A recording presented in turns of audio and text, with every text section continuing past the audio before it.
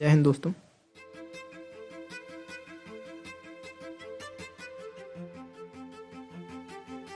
आज हम बात करने वाले हैं एक बहुत ही इम्पोर्टेंट और सीरियस टॉपिक के बारे में, इनकम इनइक्वलिटी इन इंडिया। ये टॉपिक समझना इसलिए ज़रूरी है क्योंकि हमारे देश में वेल्थ और इनकम का डिस्ट्रीब्यूशन काफ़ी अनइवन है और ये डिस्पैरिटी हर रोज़ बढ़ रही है। इनकम इनइक्वलिटी का मतलब है जब कुछ लोगों के पास बहुत ज़्यादा पैसा और रिसोर्सेज होते हैं जबकि बहुत सारे लोगों के पास बहुत कम। CIA वर्ल्ड फैक्ट बुक के हिसाब से 2021 में इंडिया का गिनी कोफिशिएंट 32.8 था, जिससे इंडिया 157 देशों में 105 पर। गिनी कोफिशिएंट बेसिकली मेजर करता है कि इनकम डिस्ट्रीब्यूशन में कितनी इनइक्वलिटी है। 0 मतलब परफेक्ट इक्वलिटी और 100 मतलब परफेक्ट इनइक्वलिटी।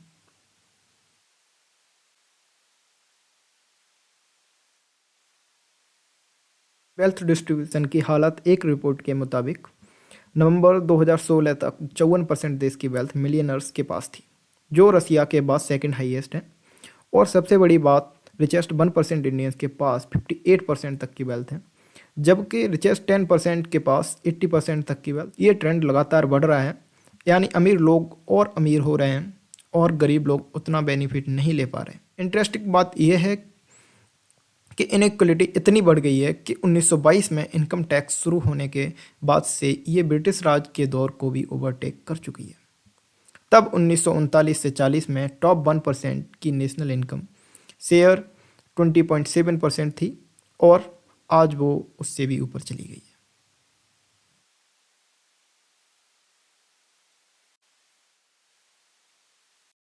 ऑक्सफैम की report survival of the richest the India story, इस रिसेंट रिपोर्ट ने हाईलाइट किया कि इंडिया में रिचेस्ट 1% के पास देश की 40% से ज़्यादा वेल्थ है, जबकि बॉटम 50% के पास सिर्फ 3%। इसके अलावा ये रिपोर्ट ये भी बताती है कि हमारे देश में जेंडर पे गैप बहुत ज़्यादा है।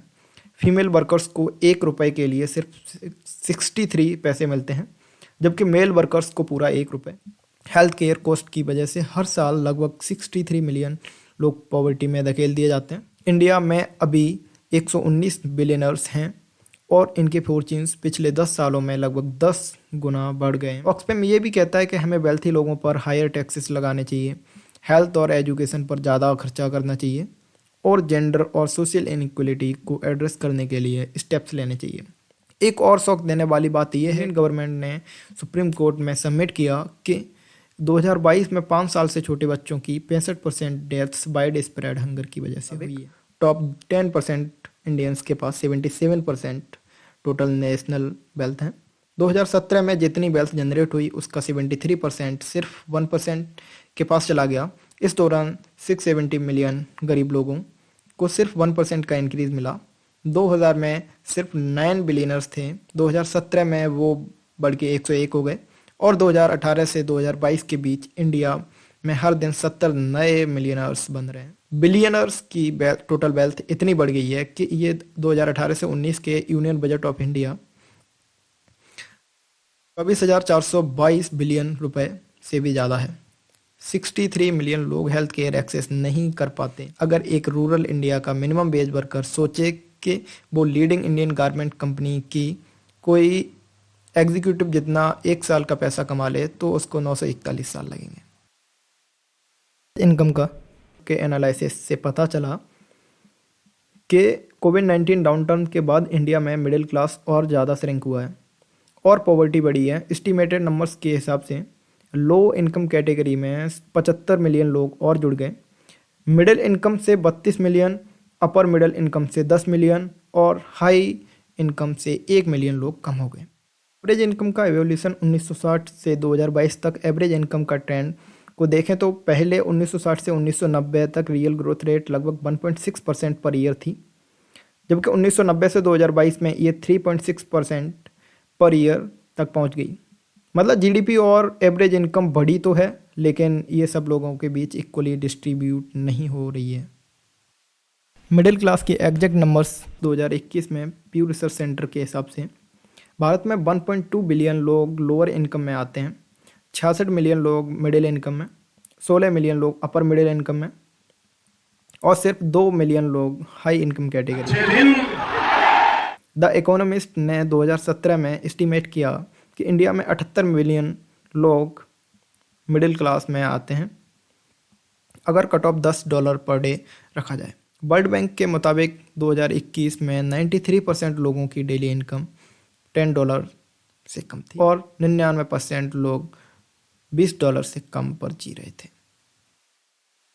एक रियल लाइफ स्टोरी की बात करें तो छतिया, जो पटना के एक अर्बन स्लम में रहती है, उनकी फैमिली को अपने नए जन्मे बच्चे की हेल्थ केयर के लिए प्राइवेट क्लिनिक का सहारा लेना पड़ा क्योंकि पब्लिक क्लिनिक से हेल्प नहीं मिली।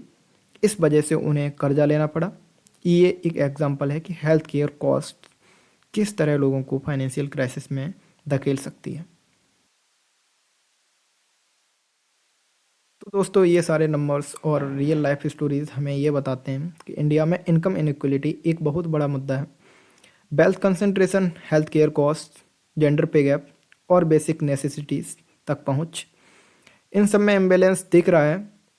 आगे के पार्ट्स में हम इन्हीं इश्यूज़ को डिटेल में एक्सप्लोर करेंगे और देखेंगे कि क्या सॉल्यूशंस हो सकते हैं। अभी के लिए बस इतना ही दोस्तों। अगर आपको ये इन्फॉर्मेशन यूज़फुल लगी हो तो ज़रूर शेयर करें और इस कॉन्वर्जेसन को आगे बढ़ाएं। अगले पार्ट में हम और डिटेल में जानेंगे कि ये इनइक्वलिटी क्यों हो रही है और क्या किया जा सकता है। आप जरा मुझे बताइए, आज का दिन कैसा लग रहा है? धन्यवाद।